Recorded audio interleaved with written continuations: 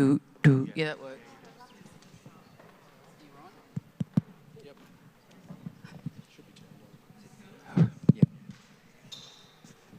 Hello, Ken. How are you? good and you. You're looking well. Thank you. You too. These lights are really bright. Come on, you're not late. Thanks so much for coming, everyone. I'm just going to start off with an acknowledgement on behalf of the panel. Winning Gabiliga Nadi Bengal Yolo Dago Nindimara Yolo Dago Nindimara. Our belief in place and time is to always respect land, ancestors and country. We're very excited to be here today. Just a big thanks to Barry and to Sydney Contemporary for hosting us. I'm just going to do a quick intro of the panellists and then we're going to kick straight in. We've only got 45 minutes, so we're going to hope that we have a little bit of time towards the end for questions. If we run out of time, because we've always got lots to actually cover, then please come up to us after the panel and ask us any questions that you might have. We'd all be happy to talk more about ourselves and about how passionate we are about regional arts and cultural practice. Okay, Kent. Kent over here, wave to the audience.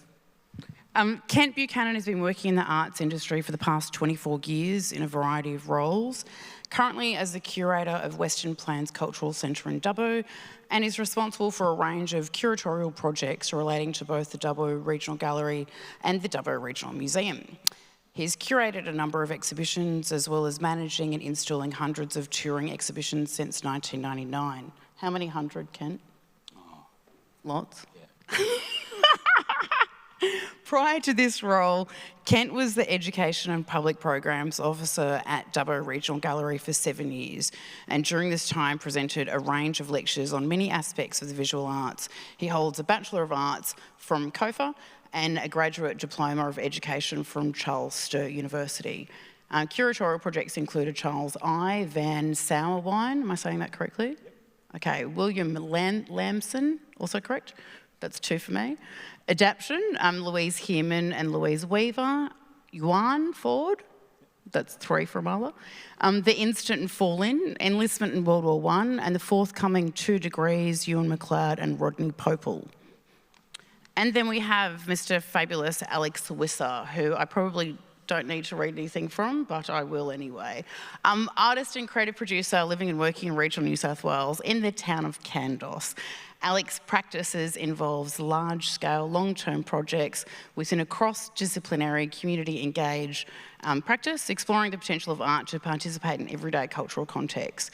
He's participated in the establishment and development of Cementa Festival and the Kandos School of Cultural Adaptation, both regionally based, socially embedded arts initiatives that work to adapt and engage contemporary art culture to real-world contexts with social as well as cultural benefits. That is a long sentence. He has participated in delivering 5 successful Cementa festivals, giving over 200 artists the opportunity to explore the socially engaged form and works to constantly refine and rethink the capacity of art to function in cultural contexts other than the gallery or the art world. Which brings us to my new friend, Michael Reid. Michael Reid is Chairman and Director of a suite of 6 art galleries and 2 additional online art sales platforms that comprise the Michael Reid congregation. He lives in the Upper Hunter of New South Wales and directs a business across 2 hemispheres that is open 7 days a week and physically 24 hours a day. I do not know when this man sleeps. He has 2 booths here, which are yet to be identified by number, but are by name. Michael Reid Sydney and Michael Reid Murrrundi, correct? Yes. Okay, then we have my awesome friend David Doyle, who we refer to as Dave. Dave is a Barkindji artist, educator, cultural consultant, advocate and purveyor of bush foods and medicines, who lives and works on Barkindji lands in Broken Hill, New South Wales.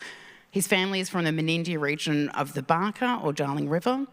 Following the traditions of his mother, grandmother and great-grandmother, Dave makes carved emu eggs, mussel shell jewellery and wooden objects including bowls and sculptures. Dave mostly uses natural resources or found materials with a combination of traditional practice and modern technologies to make sculpture, incorporating stories, both cultural and contemporary, to continue Barkindji storytelling traditions and to ensure that these stories are passed on to others. Dave's currently the artist in residence with Broken Hill Regional Art Gallery and West Darling Arts, and will be presenting new works in the upcoming arts festival Glam Fest over this year and next year, and was a finalist in the 2021 Blacktown City Art Prize. For those of you that don't know moi, my name's Amala Groom. I am a Rotary conceptual artist. I wear a few hats. Today, my invisible hat, which I'm not really wearing, but I am also wearing, is in my role as a creative producer for the Cementa Incorporated Arts Out West Regional Artist Mentoring Program. And this is where I insert our quick plug. Together with Chris Townsend and Alex Wisser, we have curated the Regional Artist Mentoring Program group exhibition, So Hot Right Now, which opens at First Draft tomorrow night from 6 o'clock to 8 o'clock. Be there or be somewhere else. We would really like for you to be there. I'm also represented by Black Art Projects, who are here at the fair in booth G02. Okay, let's kick off. Dave. Can you please tell us your origin story, like how you came to be the art maker that you are? Thanks for that nice warm welcome, Amala. Look, Thank you. Yeah, as Amala said, I'm from pretty much the other side of the state, over at a small town that's got about 500 people living in it, and I work in the health sector, and I ended up suffering with a bit of depression myself. So art became my therapy to get me through. And through working with all that, I learnt that art is a great way to express yourself and express your feelings without actually having to get out and say it. So I actually look back towards my mum, my grandmother, great-grandmother, who all produced art. And we didn't have many on the male side, so I spend a lot of time with them. I spent a lot of time learning off of them. And my great-grandmother was part of the stolen generation. Her daughter also was taken off of her, so it was a lot of our culture was taken away from us, and we're relearning it all together.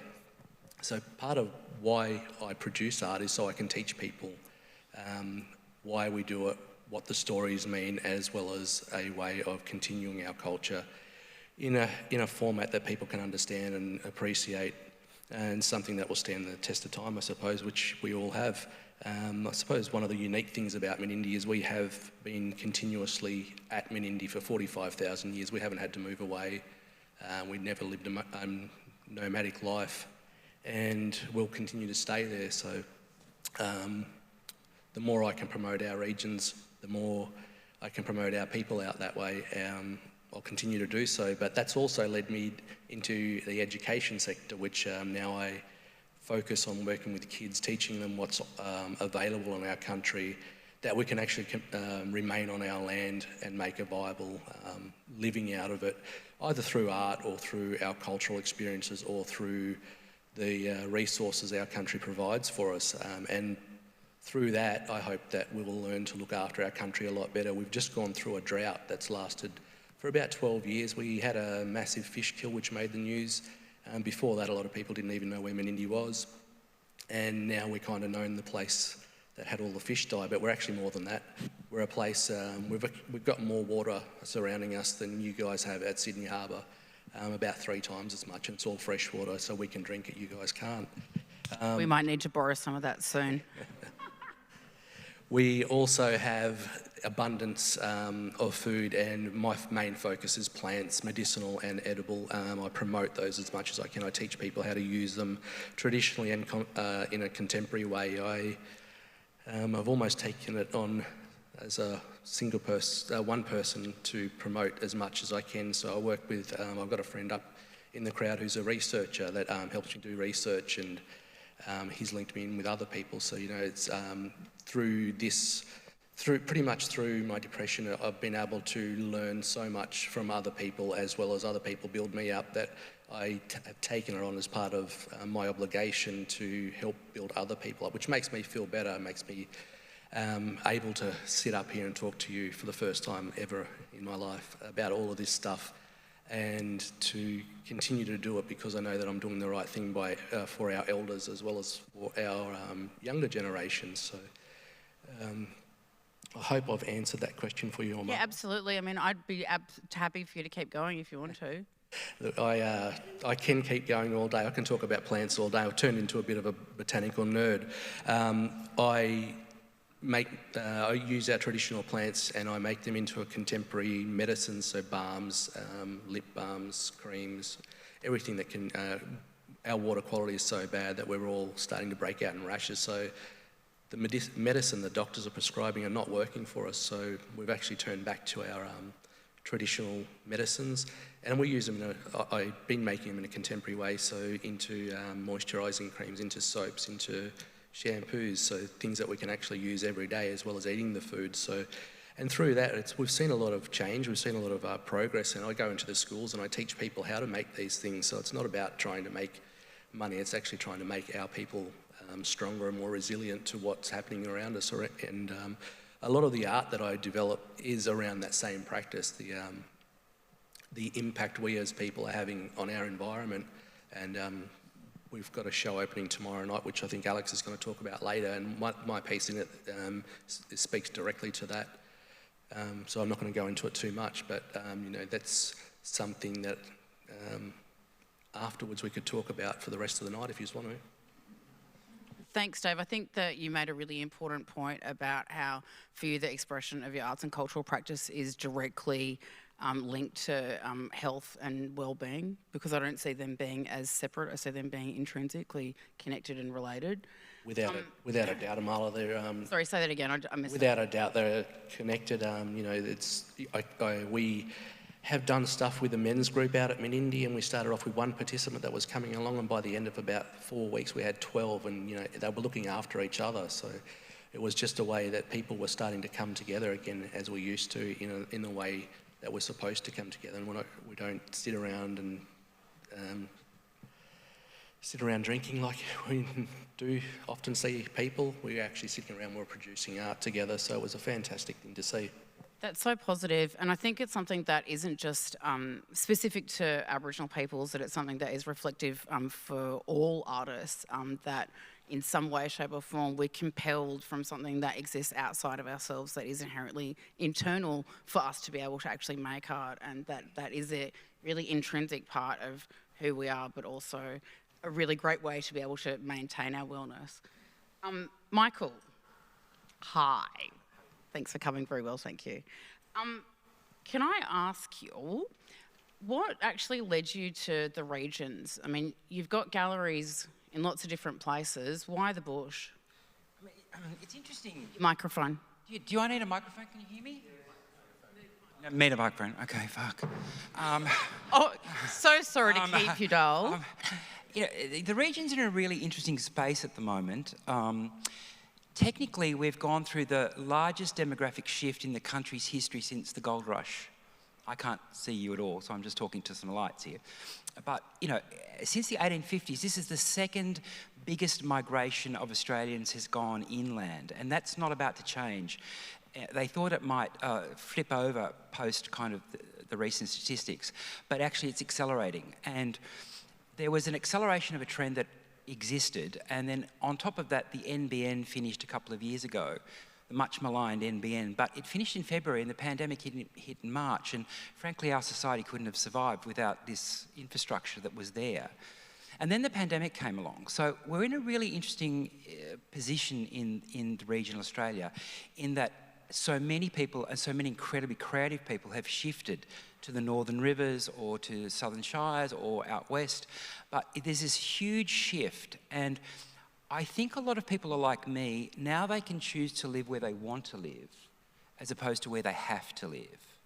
And this is extremely good for creative Australians. You know, I choose to live in Murrrundi, and I live there about 3 weeks a month.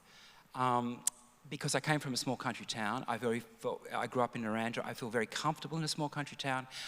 I can't think in my business if I'm having to process accounts or worry about the minutiae of running my business. I actually don't run my own business. I've got several colleagues here in the audience and they would agree with that. I actually Murrrundi for me, regional Australia for me, is thinking space for me to grow my business. It's where I can direct my business, but I don't need to run it. And the great thing that we have at the moment is this technological change and this cultural shift and this demographic shift, which you have seen, Alex, and you're part of this shift, right? And Kent's actually a forerunner of this shift by creating an ecology in places like Dubbo. And it's really, really exciting that I deal with a lot of artists who now don't have to live in an urban situation to reach and be amplified to the world. And that's really fantastic. So I live in the country because it gives me headspace and because I can. And that's quite unique, I think, today. I think so too. That was a really, really super great answer. So thanks for that. I really appreciate it. I think it's also important to be able to flag that the regional experience is individual to everybody. So there's no pan-regional experience. So we all, as individuals, have different experiences. And that's flavour, right? No, I say flavour. It's flavour. You know, it adds. Oh, it adds to flavour. Yeah, it does. You know, creates flavour. I deal with a lot of artists from Perth and a lot of artists from all over the place, and everyone's got a different experience, but essentially they're not isolated like they were. When I deal with, and I've got galleries, you know, a few, and I deal with, you know, more urban artists, but when I deal with my regional artists, I'm dealing with people who are often incredibly thankful that their work is being amplified. Is that because they were from the city and they moved to the bush? A bit of both. Yeah. Yeah, a bit of both. But, you know, they're also coming from the bush. I mean, there's millions of us who are creative who live out there. So I think that's a bit of both. But when I deal with a lot of regional artists, I love to work with them because there's a practical thankfulness about them. You know, they're not actually divas. I live in the bush. In my life. I am the exception to the rule. Yeah. And I'm a fucking nightmare myself, right? But there's just so many positives about them. They're prepared to travel. They're prepared to overcome. They are practical people. They're creating. I love that you're saying it in a super positive way because I don't necessarily always see it as the glass half full. As opposed to the opportunities might not be there that are adequate enough in the bush that we actually have to travel and we don't get paid necessarily for that travel time and that's not necessarily taken into consideration when we're invited to participate in different things in the city and there might not be enough work for us in the bush. And it's interesting, there's so many structural things that need to be changed. Do you know how many regional organisations have their headquarters in a metropolitan city? Like, it's fucking ridiculous, right? I mean, it is just ridiculous that, you know, that regional organisations need to actually be in Walsh Bay or somewhere like that. They actually need to be in regional Australia. So I think there's a lot of real structural need to be changed. But I think it's actually, I see it, yes, there are problems and it's not the same experience for everyone, but I do think we're in a very unusual and very positive spot. I'd like to use the word place. Is that mum laughing? There's a lot of meat in that sandwich, and I'm afraid that I can't put my mouth fully onto all of it right this minute. But that's what we've got the rest of our lives for, Michael. Mm-hmm. I'm going to take us all the way down to. I really want to talk more about this stuff, but I just can't. We cut for that old Western imposition that is forcibly imposed upon our Miwis called time. Alex.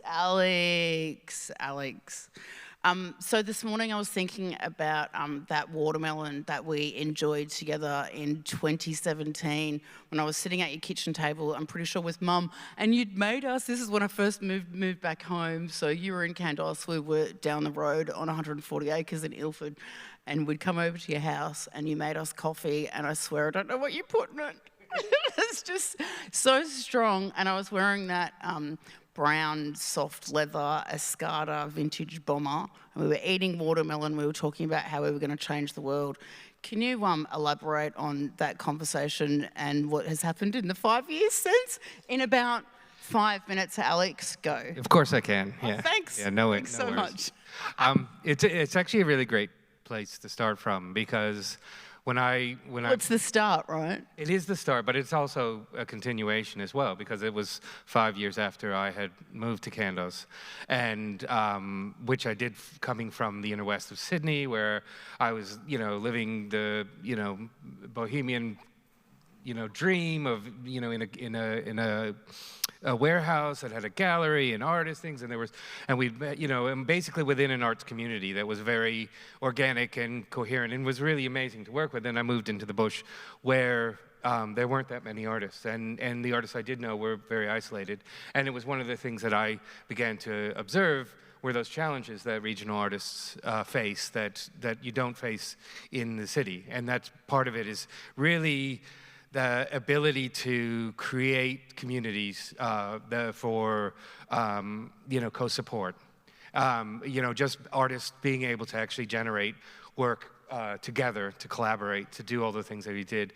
And while it's taken me 10 years to really develop the ideas that I work with, that became a kind of priority. I just realized, well, you're not really going to be able to do this if you can't find ways of connecting the artists that are out here across the spaces that we live in.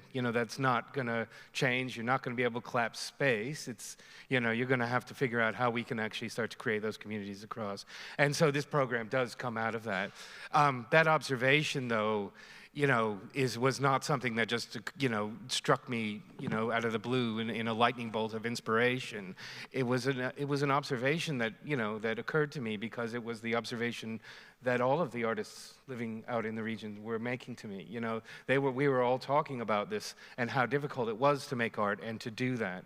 And so that conversation that we had was actually, a continuation of a conversation that I had been having for those 5 years with regional artists, as we, we're basically trying to think about how we could begin to generate culture in the regions and to make that, to actually make that sort of viable. And then I guess, from that one point, because I do really like what everyone has said here so far, because the regional arts, it gets framed within, its challenges, right? The negative. The deficit of it, right? Yeah. And what people don't realize is that it's the hottest place to make art right now. It's so interesting to make art in the regions. So much more interesting for me than in the city, where you're basically competing with 150 years of history, and you're competing with every single other artist to try to do something that which you can stand out. And actually, when you're making work in your community, that has a significance that's unique to that community. And you don't have to sort of, engage in the sort of the conceptual, hoop jumping that you often do in the city in order to try to find, a niche or, a point of difference or something that will help you to stand out, and you actually focus on something that's quite real and immediate. Okay, I'm going to cut you there. And say thank you so much, but I want to keep going because you really hit it on the head. Then it's, for me, like, good art is an artist making something that is an expression of themselves, that they have the authority to be able to tell and to talk about, and that comes from an authenticity. Yeah, and so can you talk a little bit about the investment, I guess, that we wanted to make and the gaps that we could see that existed across regional New South Wales, and how the program came to be and what the aims of the program are? Okay. I guess I'll just start by extending that idea that, art isn't a self-expression, because, that's actually, for me, that's that's half the formula. It's, it's actually, an artist, that expression is not just a product of the artist. It's a product of the artist in relationship to the world that they live in. And I think that, in the regional context, that's where I kind of work that out. Like, because I now live in a little town where, that's my world. Like, that community, all of the people there, I know that there's not a whole lot of abstractions there. That, the guy at the petrol station, his name is Bruce, and you have to know such and such, and the ladies at the IGA, you don't fuck with them because they will trounce you if you do. You know these things, and you learn them, and you actually engage with that. So it is an interesting thing, because even though we've been attracting artists into Candos one by one over the last 10 years, there's still not enough there for us to actually do what we want, and it's not really interesting enough for us to create our own little bubble in Candos, and which is exclusive to the rest of regional New South Wales. So part of what we've been doing, and this program was really one of those moments where I feel like we were actually able to achieve this to a degree I was even skeptical of, like that we would be able to do it, which is to find those artists in their isolation, in their communities, out there working alone, and to bring them together and connect them. And we did that using technology. I mean, we basically used Zoom, and we've been using Zoom for before COVID. It was a I'm just going to add to this, and so that we can go back and forth. I guess from that watermelon, very, very caffeinated conversation, it was really shocking for me, having only moved back home. Like I'm from the bush and had lived in the city most of my life, and then had come back to country, 5 years ago, and I was just so shocked at so many different things, and the lack of opportunity and access to resources and to greater networks for artists in the bush. And I didn't know what to do, and like I didn't know what I could do as an individual to be able to change or contribute to any of that kind of stuff. And I guess that was where that kind of conversation had started from, is that we had these skills and we had these networks, but it still took, and then as an independent practitioner, I was hardly at home ever for the next couple of years, because I had to travel all the time in order to be able to still survive. But you did it, right? Yeah, and I burnt out, and I burnt everybody else around me out, right? And it wasn't until I got sober again and until COVID happened. Yeah, that's the wrath coming down, saying everyone's so happy I got sober again. That wasn't until COVID happened, and I wasn't allowed to leave Bathurst, that we had the time to be able to go, okay, like I can't go anywhere, so now we can work on the program. And then we were fortunate to have capitalised on money that was available that was specifically directed to be able to, COVID money. We got the COVID money, we started the program, and then we got some more COVID money, and we just kept on going. We just got more money and kept on doing the thing. You mentioned very early on, you said you had this meeting over coffee and you had an idea that you were going to change the world. And you know what? Actually, people who think they can change the world often do. Oh, I thought you were going to say something completely different. No, they do. Like Steve Jobs, he thought he could change the world. He actually said, I thought I could change the world. He fucking did. Well, you know what? The more that I wanted to change the world, I mean, my background's in politics and advocacy. The more that I wanted to change the world, the more that I actually realised that I just wanted to change myself. Yeah. But there were things that we could do, that we had identified, that we could do for people in our communities, and that's primarily what this program is about. Is about being able to give people that we think are brilliant and amazing. We can invest some time and energy and resources into them to be able to fine-tune them as arts and cultural practitioners, so that they can compete at this level to be the best that's representative of Australian practice. And it's not been easy. You've said that, and I agree. But you've done it, and you thought you could do it, and you did it. And I think that's my attitude towards the regions. I think it's bloody hard, but we can do it, and it gets done. And Kent's been doing it for a long time. But you actually terraform, you create, whether you're in Cairns or whether you're outside of Perth, you actually create this kind of these magnetic, cultural, these kind of really important spaces, and they eventually, over time, and it's very difficult, but it does happen and we can do it. And I think now, because of technology and the demographic shift and the talent that's moving to the regions, we'll accelerate that change, which you found hard, I found hard, but I hope for the next generation of people that it'll be easier, and I think it will be. But I appreciate what it is that you're saying, but Dave is an absolute testament to that talent already exists in the regions, and it's existed in the regions since the beginning of time. But it's amplification, and I think we can, with technology and demographic shift, and we can amplify it. It is changing. I would say it's changing. I think it's changing too, and I guess, this brings, I want to talk more to you, Alex. Hopefully we'll have more time at the end. This brings us to you, Ken, and what it was that we were just chatting a little bit about before. I feel like that there is a lot of opportunity that is directed towards the regions, but there's not necessarily, we've got some gaps that are missing, and I guess and I don't want to say this as a blanket kind of thing, but generally, I have to blanket, right? But as a generalisation, what we tend to see in the bush across our regional galleries are really slick, polished shows that come from the city that tour the regions, not necessarily always going the other way. Slick, polished shows from the regions that get to tour the cities, right? And I'm saying that in all due respect to everybody that I know that's in this room that works to try and change that. There's gaps, you know, and what can we do to be able to have more investment in artists, in curators, in shows that are of that same level, so that we can have these, we can see ourselves in our own communities, in our own galleries, but that they also get to tour. Look, it's it's not hard at all. I think the main thing is that the wheels turn a little bit slower. In the bush? In the bush. There's heaps of space. There's a lot of soil to plant seeds and make stuff grow. And I think the only thing that's stopping it is that no one's doing it. I mean, it's What do you mean? It's just a case of doing it. And you say you see gaps. Well, they're gaps to be filled by someone. I think in regional areas, and I think probably in the state and in the nation, local government contributes a tremendous amount of money into culture, and I don't think it's often really sort of seen for what it is. And that can be, local government is good and bad.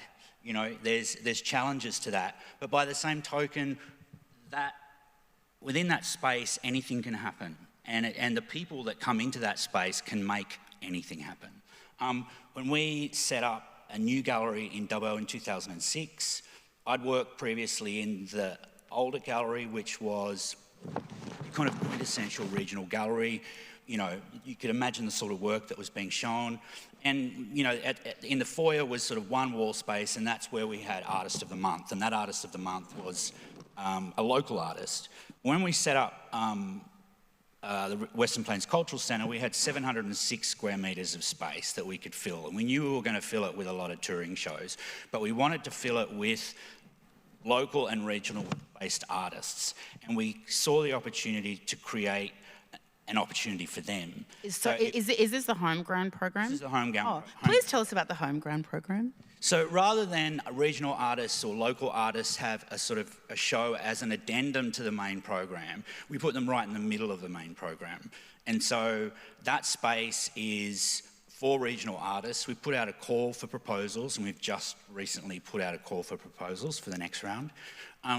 Artists submit proposals, they get assessed by a panel, usually of other regional gallery people and artists living in the regions. They get assessed. If you get a show, you've got 12 months to realise the show.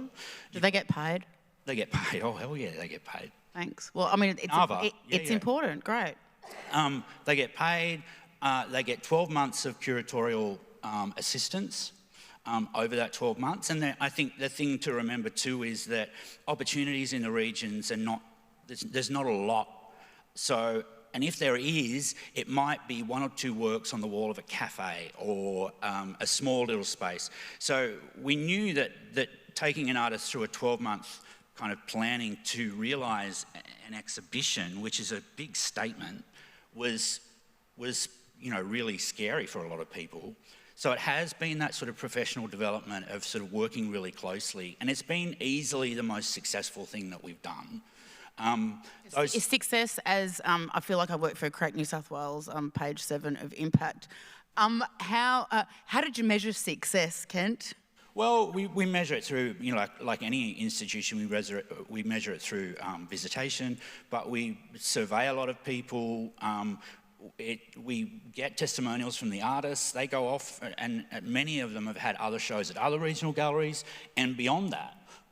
And they all, without question, have just said it was the best thing that ever happened to them, because it took them from being in the studio dealing with one work to creating a sort of statement.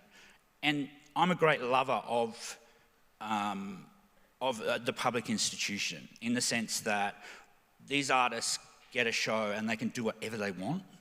And there was talk for a while there about, you know, allowing artists to sell and council taking a commission, et cetera, et cetera. And I don't want that at all, because Thank you on behalf of As artists. soon as you add that commission, well, for starters, we're not doing anything to earn that commission. Don't worry, Michael, we're not going to write you out of a job. But I think once you add that, then they might start making work to sell. And there's nothing wrong with that, but I really like that space that we created where an artist could do what they wanted. Kent, how can you get, like you tour a lot of things like the institutions do from metropolitan Australia to regional Australia. How can you get a program going where even just once a year something from regional Australia goes to metropolitan Australia? Is there a capacity to do that? Absolutely. Would they listen to that? Yeah, I think... Sorry, who's they? Or State Art Gallery of New South Wales, or the library, or all these institutions. Create New South Wales has 2 rounds every year called the Regional Arts Touring Round. Yeah, but I want to tour it back metropolitanly, not actually tour blockbusters to the regions. I actually want... No. This money is for blockbusters to the regions and also regions to the to the city. Because that's what would... If you look at historically who has actually received or who are the beneficiaries of it, it's not necessarily from the regions to the city. Yeah, so we'd like to change that. Yeah, we'd like I think it's... I'd also like to invite Ken to answer that question. Thanks, Ken. I think it's about creating relationships. Look, I think time is of the essence in many respects because you're very busy serving your own community in a regional gallery. And so there's lots that you're doing to sort of keep ticking all those KPIs in terms of local government, etc. But there is nothing really to stop us from collaborating with city institutions and having that kind of exchange. I mean, could you say it like for every 10 exhibitions I take over X amount of years, you have to take one back? Yeah. That would be a lovely little start, right? Can I just say here in front of everybody that I think that this is like a broader conversation that we need to be able to be having on a semi-annual basis in a really critical forum where we get to be able to present papers and we actually look at solutions about how we can collaboratively work together to be able to address these gaps and look at maximising these kinds of opportunities, because the forums that we have, people get up and talk, but there's no real action plan and there's no way that we can actually do these actual plans to be able to move forward. You know, I understand that there's different networks, but are those networks always in concert with each other? I mean, like I reckon we need a forum. Yeah, absolutely. I mean, I think there's committees that are formed and to sort of tackle this kind of thing. And again, I mean, I think it's a bit of sort of the city overtaking all of that and kind of not necessarily coming out to the regions and doing it.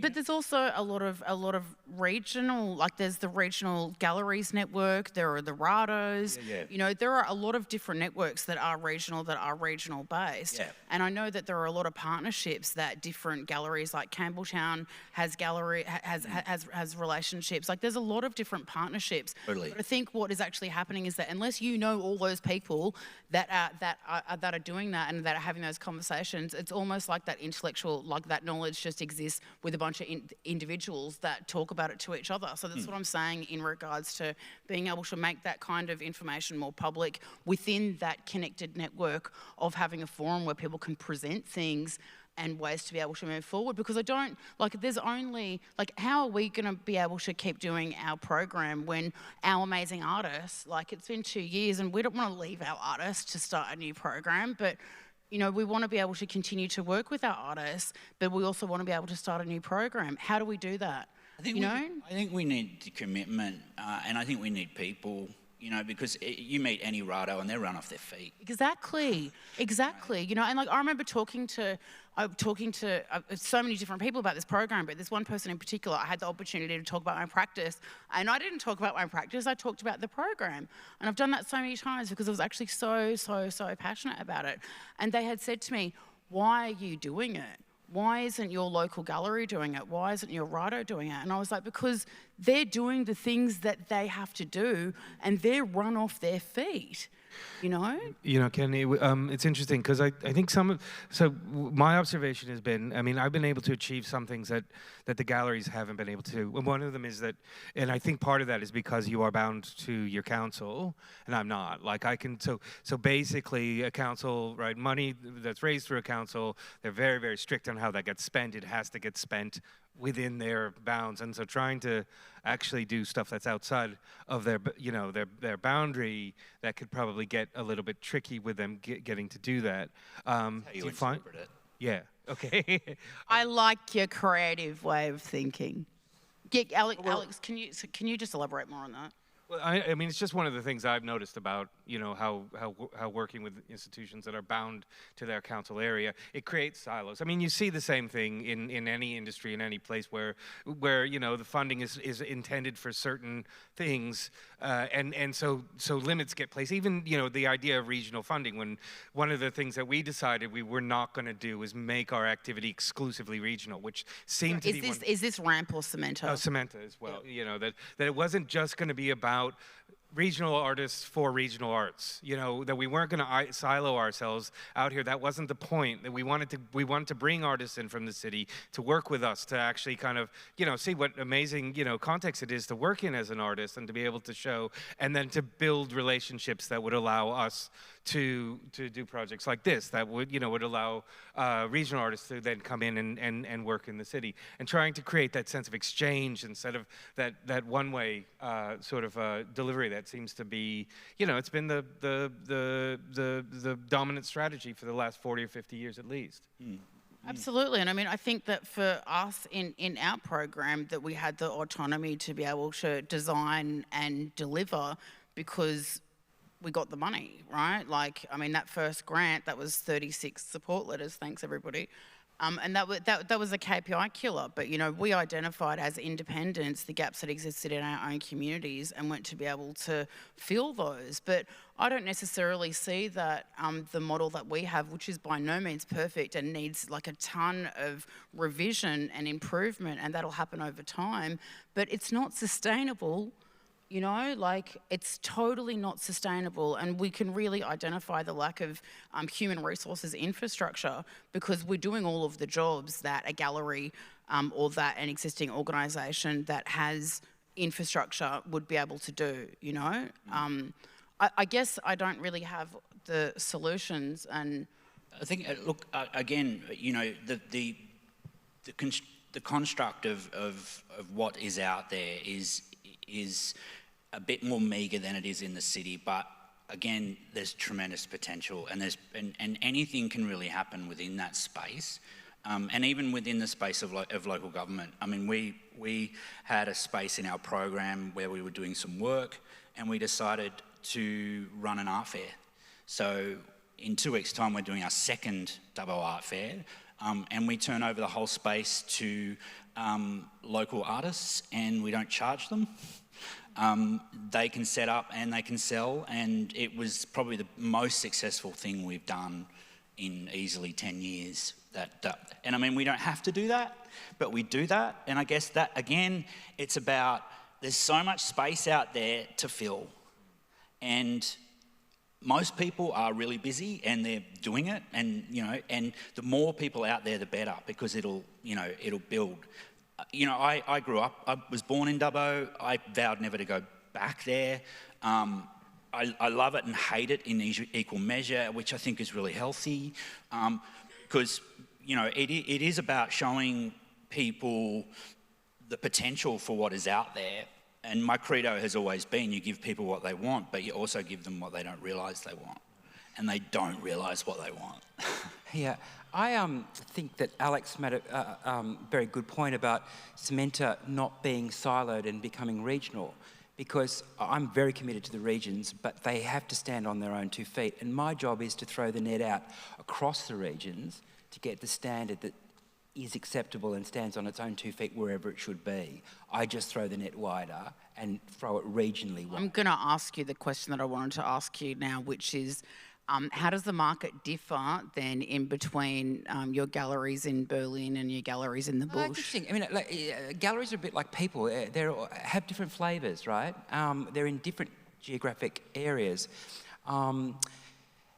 I've got a gallery on the Northern Beaches in Newport, and Amber and Amy run that. And Amber is really, really focused on working with artists who have never been represented. So she's working with the very coalface of their first brush, and that's really an interesting space. I I at Murrrundi work with artists that have a national exhibiting practice, but haven't really coalesced into anything super major, but they're there, they're getting there. So I can throw a spotlight that can take them from Murrrundi to Sydney, and then to Berlin. So it's Murrrundi, if the Northern Beaches is for completely unrepresented artists, Murrrundi is for represented artists, but they're represented and the process is just relatively started. I do look across Australia. It's not confined to regional Australia, and regional Australia must stand on its own 2 feet, but I throw a very wide net and we'll look at absolutely everything for Murrrundi. Sydney, of course, is the engine room of the organisation. It's our headquarters, and that's where we actually significantly represent artists, because we have the money coming from Sydney to significantly represent artists. And that is a different... What about Berlin? Berlin is an interesting one because for 12 years I've tried to show the Europeans what I think contemporary Australian art is, and they are predominantly interested in the art of the first people. And I now actually probably give Europeans more than what they want than what I wanted to give them. So about 75% of the program in Berlin is Indigenous. It's actually almost our Indigenous art department is actually Berlin. I do a number of non-Indigenous... Sorry, and is that reflective of Aboriginal arts and cultural practice across the many language groups that make up these lands now known as Australia? So including art that's made south of the Raleigh line? Yeah, no, it's very broad, but you're filtered to get to Berlin, you've got to be filtered through Sydney, because Berlin, it's a very special space. I'm the only gallery in the Australian gallery that has a space overseas. I know what hard is, and hard's running a gallery in another hemisphere for 12 years during a recession. It's a difficult thing to do, and we've successfully done it. And to get to Berlin, you really have got to made it. We've just had When you say got to made it, do you mean like having to have had or be present and have a successful international arts practice? Almost. You have to have a successful practice that could be international. We just had What's the difference? Amplification, audience, right? We just had a really successful Mr. Wanabe. I can't actually say his full name because unfortunately he died just before the exhibition, but we just had a sellout show of his work. He was one of the most important practitioners from Yirrkala, and he was, until unfortunately his untimely death, a senior practitioner who we were able to amplify the work through to Berlin. And Berlin is our window into a wider world, but to get to Berlin you've got to go through Sydney, and to get to Sydney you've got to go through, you've got to go through the other galleries. So each gallery is a flavour and it's kind of a strata, but that's the way it has to work. It works well. Does that make sense? Yeah, it does make sense. Do you guys have any questions about that pecking order? I would just add to that Yeah. I've always seen, working in the regions, that out in the regions it's new audiences, and I think in the same way, there's a lot of money out there. It's just not culture. Are you talking about money. commercially? Well, I'm just talking about people that have money, and that People have money and don't have money everywhere. Oh, without a doubt. But I guess what I'm trying to say is that there's a lot of people that have money that potentially may be a lot more involved in buying artwork from artists if they're educated in that respect. That's a big sort of part of what we do generally for our audiences is educate them about art. But on top of that, sort of to try and, this is part of the reason why we did the art fair, don't go to Kmart and buy a print when you can buy something new that someone's just made. And interestingly enough, the regional Australia is about to go through a tsunami of cash. It's about to flood regional Australia agriculturally to a degree it hasn't done for many, many decades. Predominantly because we are in drought, but for example, unfortunately, the situation in Europe and the Ukraine as being 25% of the world's grain crop has come to a screaming halt. Grain producers in Australia will extraordinarily benefit going from the harvest starts in about January, and from about February onwards, a mountain of money is going into regional Australia. On that note, Michael, I think we can talk a little bit later about that mountain of money, because I'm sure that we could all like to put our fingers into that. We have to wrap up, but before we wrap up, I just want to end on one particular note, which is an incredibly positive and super successful thing that Alex is going to take us out about. In 1 minute, can you please talk about your most recent greatest achievement with Way Out? 1 minute, you've got it. Go, Alex. So yeah, Jesus. 1 minute, yes, my child. 1 minute. Less than 1 minute now. So we recently bought the original social hall of Candos, and it was an amazing adventure. The owner came to us, and he didn't want to. He had to sell, and he didn't want to sell it to a private individual that would turn it into a weekender. And so he held it for us for 3 years. He held it at the price that we'd agreed at originally, which even as the prices rose. And and about 5 or 6 months ago, he came to me and he said, "Listen, I've got to sell now. I'm going on holidays. I'm retiring, and I can't have this in my, basically because of my pension." And so we threw together and we called out to our community. We applied to the state government for a bit of funding, and we also the artists came to the table with some amazing work that we had an auction. It was a really amazing thing, and the space itself, and the whole reason for me that was so important was because I wanted to try to establish an ARI space that would allow regional artists from across the regions to participate in that collaborative activity of self-organizing, and to be able to do it. So it was really an amazing thing to... Well, congratulations, Alex. It's just such a huge thing. Like, I'm so stoked that you guys got to be able to buy the building and that I didn't have to do that durational performance called Buy the Building. Remember that? That was a really terrible idea. Thank you, everybody, so much for coming. I hope that you were entertained or that you got something out of this. I've personally enjoyed chatting with my old friends and new ones up here. I'm sorry that we ran over time. We don't have any time for questions, but you're welcome to come up and chat with us afterwards, and we're going to have to love you and leave you because we're already 7 minutes over. Thanks, everybody. Have a fabulous fair.